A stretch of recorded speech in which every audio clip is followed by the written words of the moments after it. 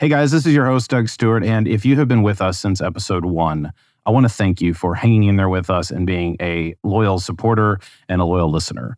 We have so many episodes. I mean, we're in the mid to high 300s right now, depending on which episode you're listening to this little pre-roll for. What we're going to do is we're going to actually re-release a few of the episodes that I would consider maybe our greatest hits, ones that maybe you haven't listened to in a long time because you've been here with us from the beginning, or maybe you haven't actually been here for that long and you haven't had time to go back and re-listen to some of them. So we're going to reissue some of the episodes that were really, I'm going to call them old as in like they were recorded a long time ago, but they're not old in terms of relevancy.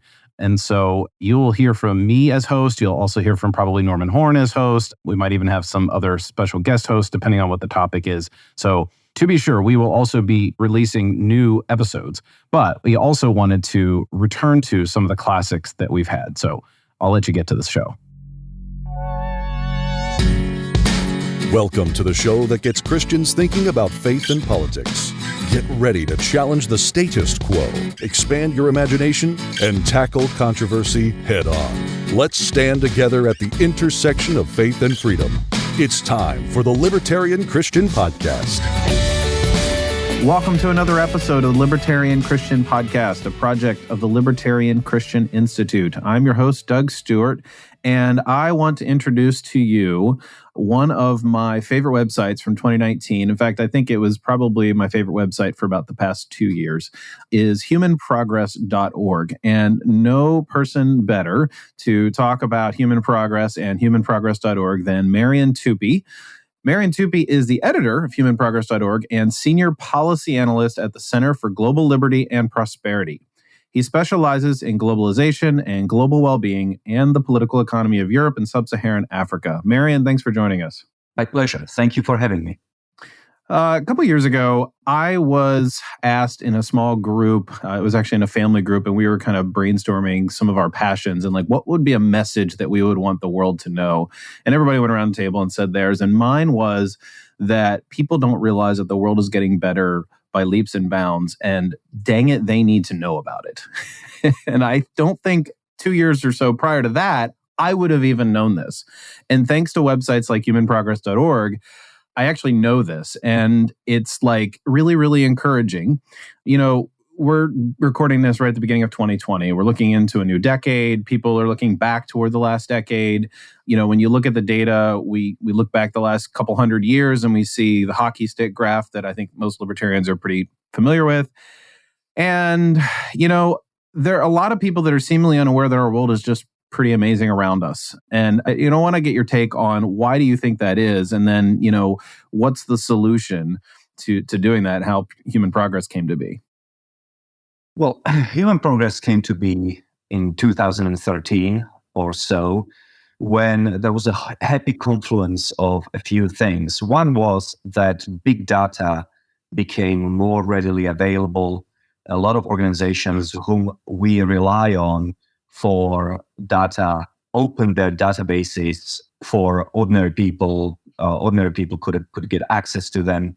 Mm-hmm. And also graphics and computing and internet became much more widespread, much better. And so it was possible for the first time really to start visualizing big data. And we were the only ones to do that. But at the same time, you had people like Hans Rosling and also Max Roser at Oxford basically doing the same thing. So obviously a lot of people were thinking about doing the same thing, and that came to fruition in early 2013 or so, maybe 2012. And the reason why I thought it was worthwhile to do that is very simple. I grew up under socialism. I didn't like the experience, and I assumed that following the end of the Cold War and the dismemberment of the Soviet Union, socialism as an idea was over. However, in the immediate aftermath of the financial crisis, a lot of people started to talk about the end of capitalism, started to talk about the need for not just different economic arrangements, but also different political arrangements, you know, maybe go the way of China and things like that. And so I thought, well, capitalism has its problems, so does democracy, but on average, these two institutions have accomplished a lot of good. And I reasoned that if more people understand that actually they live at a very positive time, if they understand the blessings of economic and political freedoms, they may be more inclined to defend them rather than abandon them.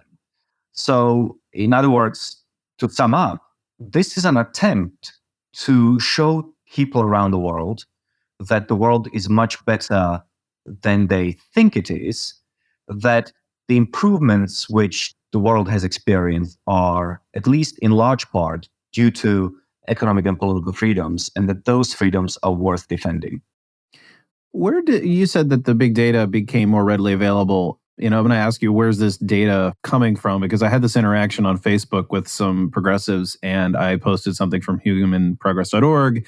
And of course, they looked up that the Cato Institute was basically funding or running humanprogress.org. It was connected there. And of course, they associated this with evil billionaire funding. And they're like, well, I don't trust their data. Yeah. And so, I had a pretty easy response, but where's the data coming from? Right. So the first and most important thing is that we don't create any data whatsoever. Human Progress does not, I repeat, does not produce its own data. We are a website which conglomerates data from third parties. All of this is, of course, written up on our About page. And the institutions that we go to for data are varied, but they are the gold standard in the area of data collection. So the most important one of which is the World Bank, the IMF, Eurostat, which is the European Data Collections Authority. We have a lot of data from OECD, the Organization for Cooperation and Economic Development. We have data from academics, individual academics, associated obviously only with the best universities, such as the Harvard University and so forth, maybe Berkeley. And of course, every single data set has an information button, which when you click, it will tell you exactly where it is from.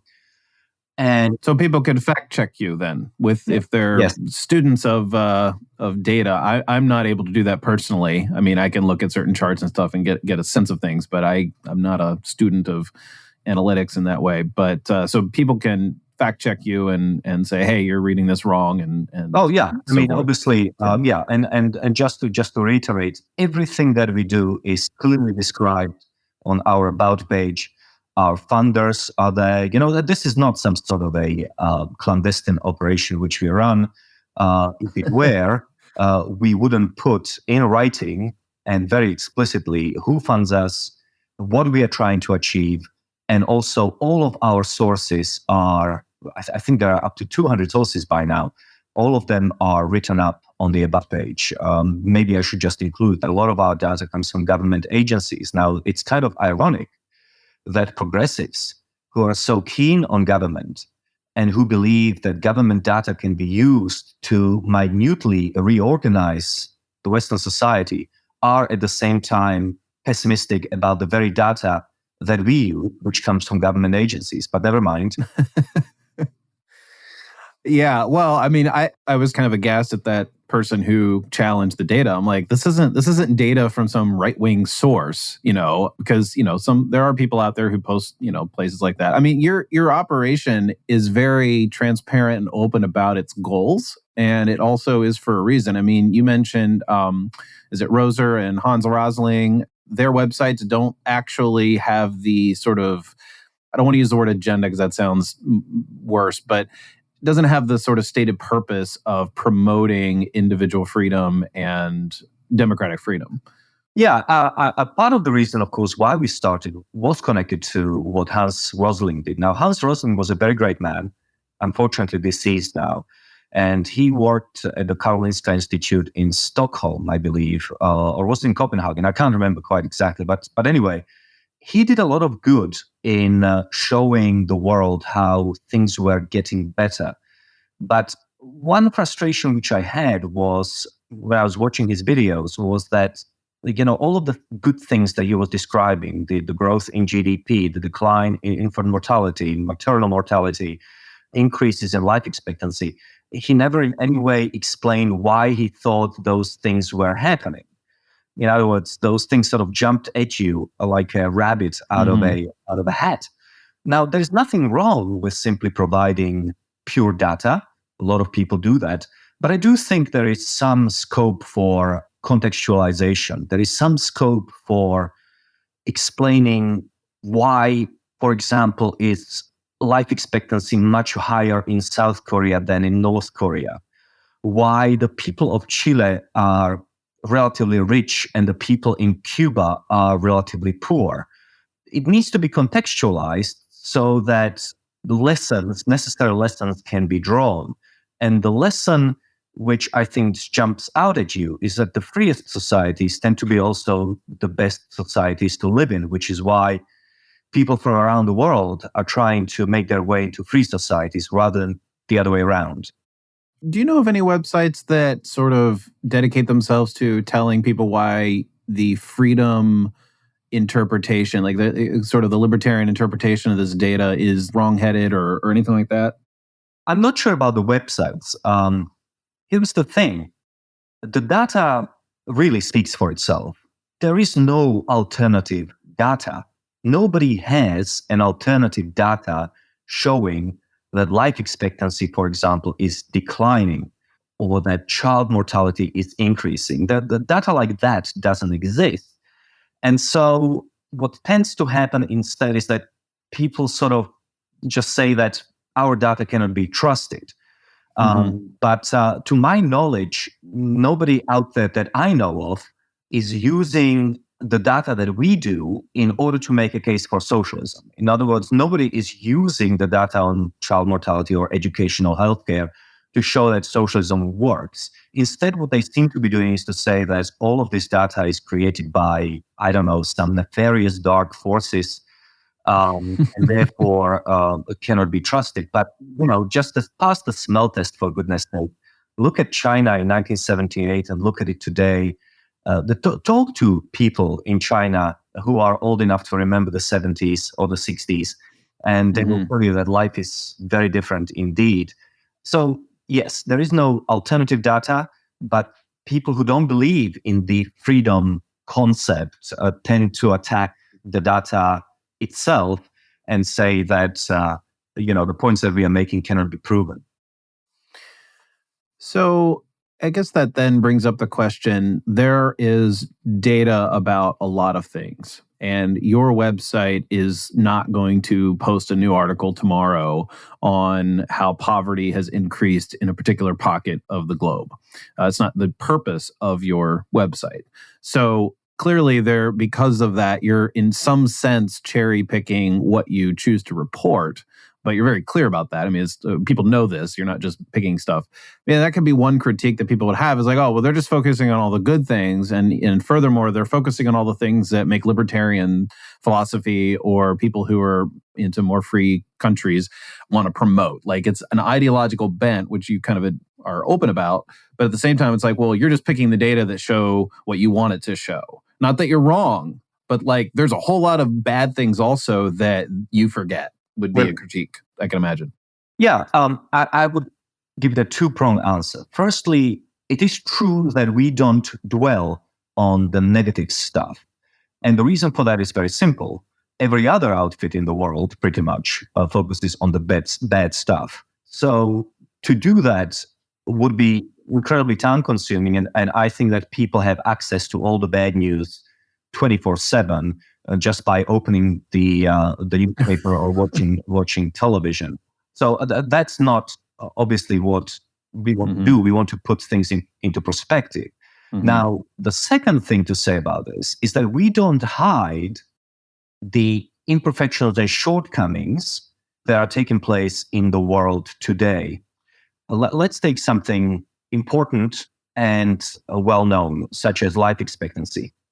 If you look at a data set on life expectancy, which we take from the World Bank, but you can get it from many other sources, you realize that on average, the life expectancy around the world has improved tremendously. in 1900, people in the richest countries in the world lived to 50. Today, global average is 70, and in the richest countries, it's 80. So the global average is obviously improving. However, if you look at life expectancy in the United States, it has actually been declining over the last 3 years due to the deaths of despair, opioid crisis, that sort of thing. So we acknowledge that. In fact, in a newsletter which I sent out on the 31st of December, I spent a lot of time talking about the deaths of despair and decreasing life expectancy in the United States. But that doesn't change the fact that in a vast majority of countries, every year, life expectancy is longer than it was the year before. And there is no reason to expect that the trend which we are seeing in the United States will carry on indefinitely. In other words, at some point, I believe that we are going to return back to the path of increased life expectancy. So that's just an example of one data set where not everything is going in the right direction. I mean, in general, on average, things are going in the right direction. People live longer around the world, just not in the United States. Now, that being said, there are many other things in which lives of the American people are improving. But finally, it is very, very important to keep in mind the following. If everything was improving for everyone, everywhere, at all times, that would be a miracle, as Steven Pinker from Harvard says. That would not be progress. Progress doesn't imply that there aren't temporary setbacks or that in some countries there won't be 2 steps back, 1 step forward, that sort of thing. Bad things do happen. Progress, there is nothing inevitable about it. It doesn't happen everywhere to the same extent, but on average, life today is better than what it was 10 years ago. And 10 years ago, it was better than what it was the 10 years before that. So in that sense, we feel very comfortable in promoting the idea of human progress. Yeah. Yeah, I remember in Factfulness, Hans Rosling kind of reiterated over and over, just because we're telling you things are getting better doesn't mean they're where we want them to be or that they are good. That's another point, obviously, is that every one of these indicators of human well-being could be improved on. We are not suggesting for a second that we live in a perfect world. Unlike progressives, we don't look at the present from the perspective of an imaginary future utopia. We look at progress from the perspective of an awful history of our human species. We compare present to the past, not to the future. What about the statistics that are, I read an article in Huffington Post, this was about a week or so ago, and it talked about the poverty rate in certain counties and areas in the United States. And they talk about that gets pretty granular once you get to the county level. I mean, I know you're dealing with like global rates and things like that, but how do we account for the assessment of they were talking about, I think it was like 83 counties in Texas, the poverty rate actually increased. Whereas, yes, they kind of admitted at the beginning of the article, the poverty rate overall in the U.S. has gone down by a percentage or two in the past couple of years, but there are a handful of pockets in the country that are getting worse. Right. So, how granular does your data get? And do you have any thoughts on those things? I do have thoughts on that, although our data is not granular. It's human progress, which means that we look at the world and we look at the data from the perspective of nation states. So we compare life expectancy in the United States with life expectancy in France, Germany, Chile, Cuba, whatever. We don't go at a subnational level. But I am, of course, aware of the conversations about subnational level. So the first thing to realize is that it's very, very important to distinguish between absolute poverty and relative poverty. Absolute poverty is basically whether you look at it from $2 per day standpoint, per person per day standpoint, or $4 or $5 per person per day standpoint. Absolute poverty is basically people who live on the edge of starvation. And that has declined from about 95% of humanity in 1800s to about 8% today. Or to make it a little more tangible to your listeners, at a time when President Reagan became president, 44% of human beings lived in absolute poverty, on the edge of starvation. Today, only 8% of humanity lives on the edge of starvation. So that's absolute poverty. But of course, because we are a very rich country, we don't have a problem with absolute poverty. Nobody in America lives on $2 per person per day. Instead, what we are looking at is a relative poverty, which is some percentage of whatever is the average standard of living in the United States. I don't know the precise figure. Now, there is a lot of dispute over relative poverty in America for the following reason. If you look at the government figures, which are based on income of our fellow Americans, then relative poverty declined from about 16 to about 12% in the early 1960s, but it remained in a band between 12% and 8% ever since. In other words, over the last 50 or 60 years, based on this government data, which is based on income, relative poverty has not budged. It moves between 12% to 8%, depending on whether the country is going through economic booming times or economic busts. Now, we get a very different sense of American relative poverty levels when we look at consumption, not incomes, but consumption. Not how much people make, but how much they consume. And if you look at consumption figures, relative poverty in America is around 3%. That's because people have a lot of money and a lot of income which they don't register. They often dip into their savings. They work jobs which they don't declare and for which they don't pay taxes. And very often they are between jobs. So they can spend even though they don't earn a lot of money. So based on consumption data, relative poverty is down to about 3%. Hey, folks, I just want to take a break from our episode to ask you to consider becoming an LCI insider. We want everyone to feel engaged and excited about what LCI is doing. And the best way to do that is if you become a monthly supporter at $20 or more per month, you will become what we're calling our LCI insiders. You get some free gifts. You get an exclusive Christ is King magnetic lapel pin. They give you 2 copies of Faith Seeking Freedom. We send monthly ebooks months ahead of when they're released on our public website. You can get discounts on our swag on our online store, and you get exclusive invites to our quarterly live streams with the LCI staff. In addition to that, whenever we do publish something like a physical book like Strangers with Candy, we'll also send you those as well. So the best way to stay up to date on what we're doing and to support what the Libertarian Christian Institute is doing, including supporting the podcast you're listening to right now, is to become an LCI insider. So to do that, go to libertarianchristians.com/donate and then choose recurring monthly gift, and you'll be added to our list automatically. Thank you for your support, and I'll let you get back to the podcast.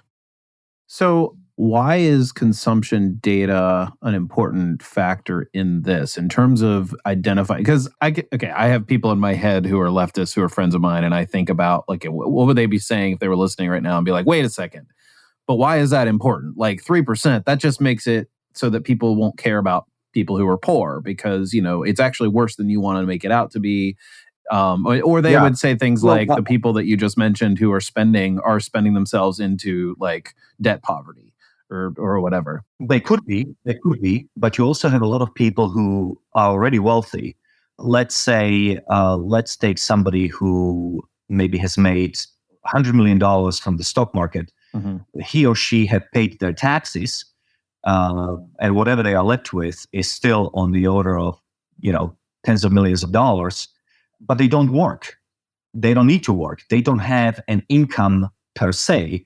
They have made that money 10 or 20 years ago, and they just live of the interest, whatever they have, So people have a lot of money, which does not come by way of annual income that is reported to the government. So you're saying that people who actually have a decent amount of money are counted in the poverty rate because their actual, like, their income taxes based on traditional income. Is that what you're saying? Like that actually registers very low? That would be, well, I'm not saying that that's why it registers so very low. Okay. I'm just explaining that's one type of person without income. Oh, right. Earns a lot of money.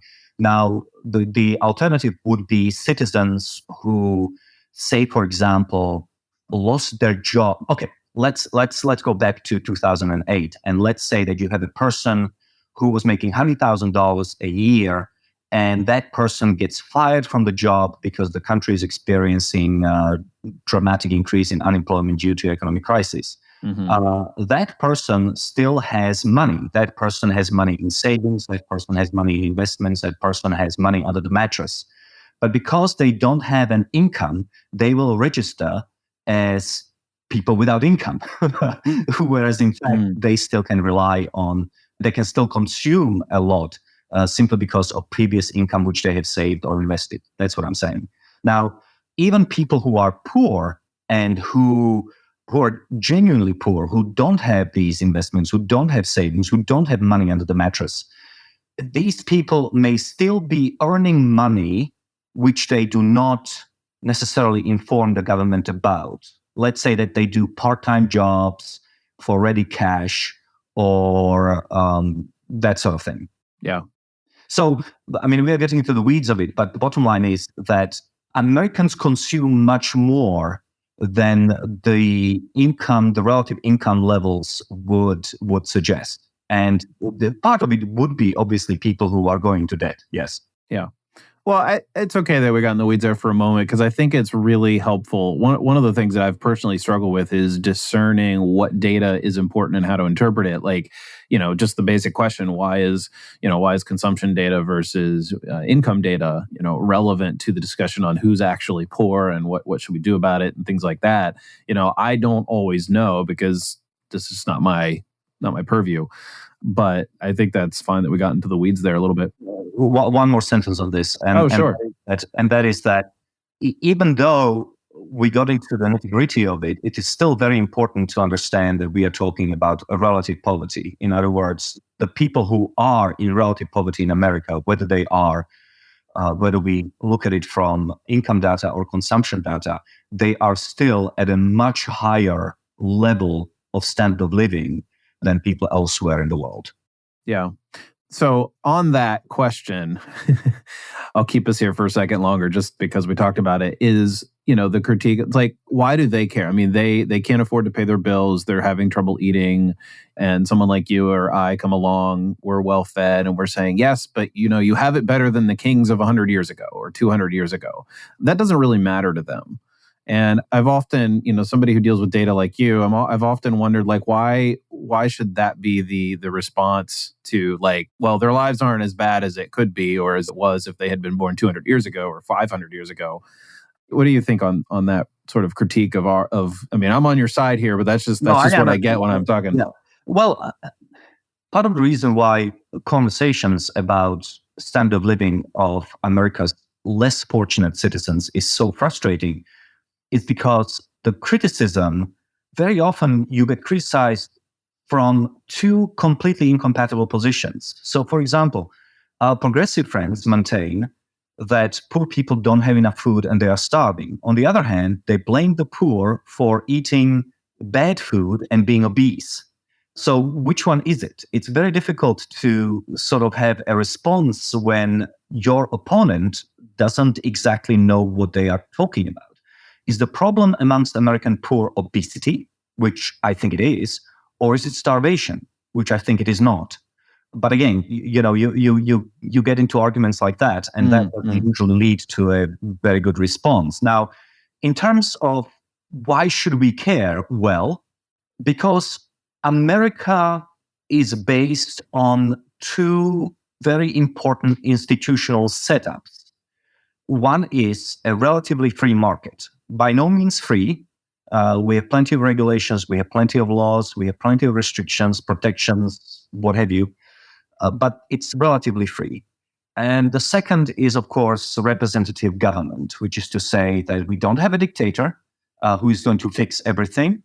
We have a democratically elected government.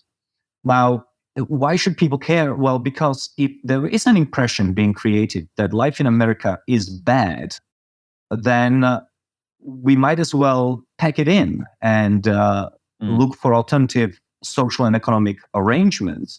And then the question is really, would those alternative social arrangements create a better America or not? Now, nobody's suggesting for a second that America is a perfect place to live in.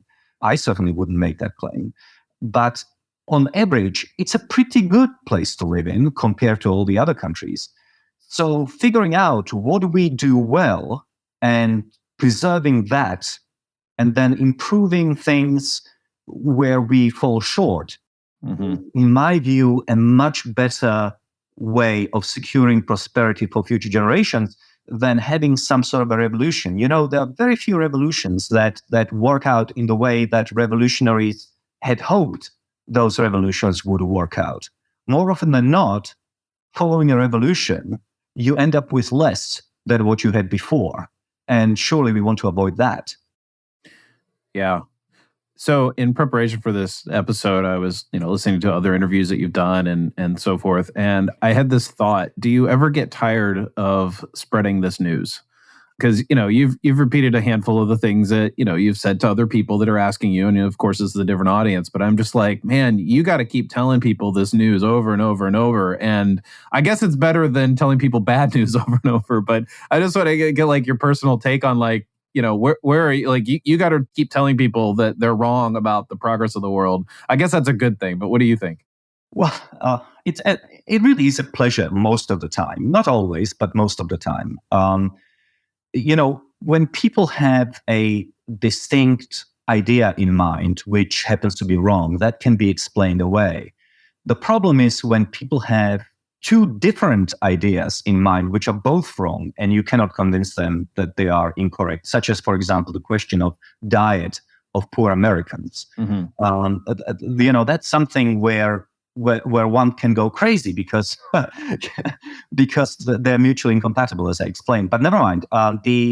Most of the time, it's a pleasure, and it's deeply rewarding because a lot of people get in touch with us and they thank us for changing their perspective on the world and making them happier, and that, of course, is very gratifying.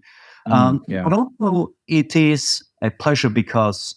Well, it's a pleasure, but also it's a duty, as I see it, because, I lived under a political and economic system which was very different from American. And I'm very grateful for the freedoms which I enjoy and the good things that have resulted from those freedoms, not just for me, but my fellow citizens. I'm an American now. But I do it partly out of a sense of gratitude for being so lucky, but also partly out of fear that we may lose those freedoms. So on many levels, it is a very gratifying project to work on. Yeah. So what are some of your favorite, there's like a whole sidebar on your site of all the different types of like categories of data and so forth. Or what are some of your personal favorites in terms of like, how has the world gotten better? Oh, we could talk about life expectancy, obviously very important because I enjoy living, and, if you're not alive, you can't enjoy anything else. So right. Obviously, literacy, education are way up, even in places where you wouldn't expect it, like in Africa. Girls in Afghanistan can go to school now, things like that. So that's lovely. The fact that fewer and fewer parents have to bury their children, that's obviously very important. But me, I think the most important that sort of puts everything in perspective, believe it or not, is diet, is our access to food. So I'll take you back 300 years ago when 90% of humanity were involved in agriculture.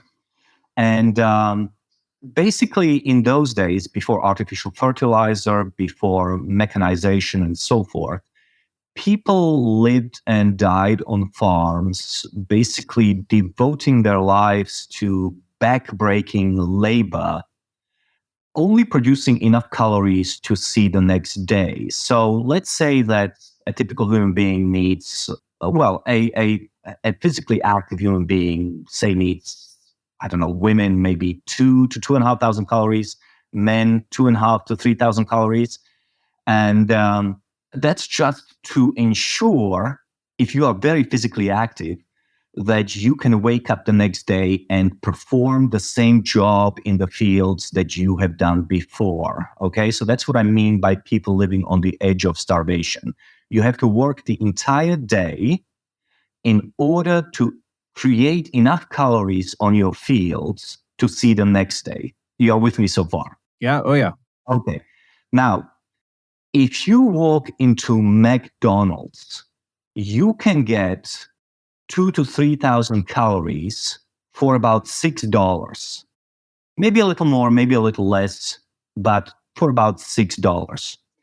Now, if you are a person working at a minimum wage, that's half an hour of work on a minimum wage. In other words, you can buy and consume the same amount of calories that took our ancestors an entire day to produce for half an hour's of labor on a minimum wage. In air-conditioned conditions. And by the way, say what you will about McDonald's. I personally like it, but never mind. A lot of people don't. Say what you will about McDonald's. It is certainly a more varied and more tasty food than most of our ancestors had access to. Yes, there were occasional feasts and things like that, but most of the time, our ancestors lived on potatoes and bread, and in Africa, maybe maize and things like that. But that's pretty much what life was like. Yeah. So that's a statistic which is absolutely mind-blowing in my view. Yeah. Well, I mean, you don't even have to pick a McDonald's. I mean, even for a handful of dollars more, you could pick a much healthier option and still make your point. And it's still incredibly affordable for a very small amount of work effort in much better conditions. Yeah, a Whole Foods chicken, an entire chicken. I was at Whole Foods today. An entire chicken already roasted is it's about $9. Well, at Costco, they're $5. So, and they've actually made this like commitment to keeping it at, I think it might be $5.95 or something. They've like made this like company commitment to always keeping it at that price point, and they've made like capital investments to make sure that they're able to do that. Yeah, and so that's again less than an hour's worth of labor for on a minimum wage. So that's still remarkable. Yeah, no, that's really. It is remarkable. I am totally in agreement. And I think about these things often when I'm at places like Costco or whatever. One other thing, which is a staggering statistic. Americans today, on average, spend more food in restaurants than they spend at home. Now, that is a staggering statistic because, well, one of the first things you do if you are poor or if you are not well off or if your standard of living falls, is to cut out the restaurant meals, right? Because you eat at a restaurant for much more money than you could recreate that dish at home. Yet Americans spend more money now on meals in restaurants than they spend on grocery shopping at home. That shows you the level of prosperity. Are there any statistics that you tend to bring up more frequently with your progressive friends? I mean, they tend to be the most pessimistic about the world, in my view. Progressives hate progress. That's yes. Yeah. Well, because it is created under conditions they disapprove of.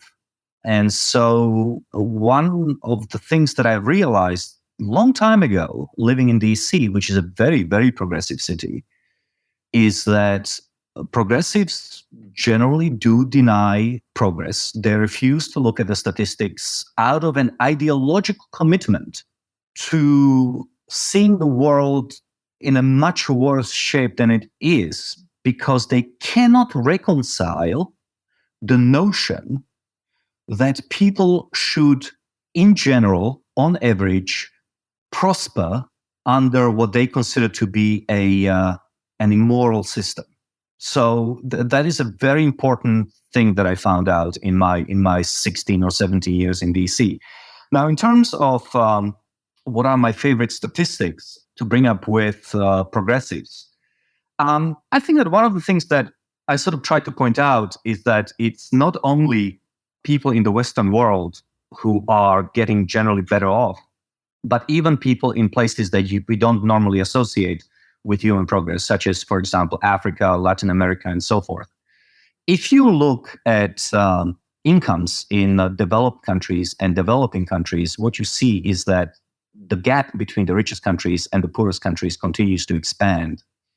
But that's not true of gaps in other aspects of human progress, such as life expectancy, education, literacy, child mortality, and so forth. The gap between poorest countries and the richest countries continues to shrink because these people in less developed parts of the world now have access to a lot of knowledge, to a lot of technologies and knowledge and information that enables them to close the gap with us, the fortunate people, even though their incomes are still relatively low. So I think that's one thing that I try to impress on my progressive friends, is that actually the world is getting less unequal when it comes to different indicators of human progress. So before we wrap up, what is your most what are you optimistic about for the next decade? Well, unless we put an end to this experiment in prosperity, and we can talk about that more, I think what I'm hopeful for are tremendous advances in medical science. I think that with CRISPR-Cas9, which is the gene editing technology, we are very likely to eliminate a number of diseases which are caused by single gene mutations, such as Huntington's, for example, but many others. I think that we'll be able to use this technology also to go after viruses and superbugs. So I think that there are going to be a great deal of advances in medical technology. I think we are also going to be much better at diagnosing illnesses and treating them. I think there are some fascinating things happening in terms of treatment of cancer. So that would be one thing that I'm very optimistic about. I think that we are going to be a much healthier species at the end of next decade than we are now. Marian, thanks for joining us for this episode. I really, really want every one of our listeners to go to humanprogress.org and just soak in all of the articles and data and share it widely, because it is truly, you can just get lost in it and be like, oh my goodness, the world's better than I'm being told. And again, it's not one of those things where you can be like, oh, well, the world's good, I don't have to be concerned about anything. But I really appreciate you coming on and giving us an insight into what you do. And I'm grateful for having the opportunity to talk to you. And for those of your readers who don't have a lot of time to read through the articles, please follow us on Twitter, where you will get all of our thoughts and all of our data summarized in under 240 characters. Yeah. So what's the Twitter account they can find you? Oh, it's just Human Progress. Human Progress. Great. Thank you very much. Thank you for listening to another episode of the Libertarian Christian Podcast. If you liked today's episode, we encourage you to rate us on Apple Podcasts to help expand our audience. If you want to reach out to us, email us at podcast@libertarianchristians.com. You can also reach us at LCI Official on Twitter. And of course, we are on Facebook and have an active group you are welcome to join. Thanks for listening, and we'll see you next time. The Libertarian Christian Podcast is a project of the Libertarian Christian Institute, a registered 501c3 nonprofit. If you'd like to find out more about LCI, visit us on the web at libertarianchristians.com. The voiceovers are by Matt Bellis and Catherine Williams. As of episode 115, our audio production is provided by Podsworth Media. Check them out at podsworth.com.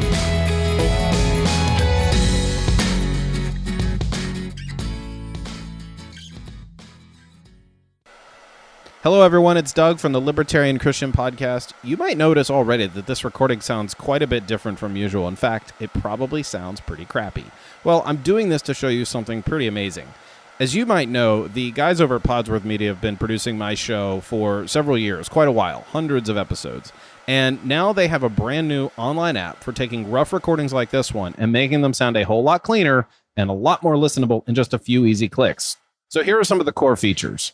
They remove background noise. It reduces plosives, which is really handy for me because I often forget to put my pop filter on before I do a YouTube video. Because pop filters look terrible when you're on camera.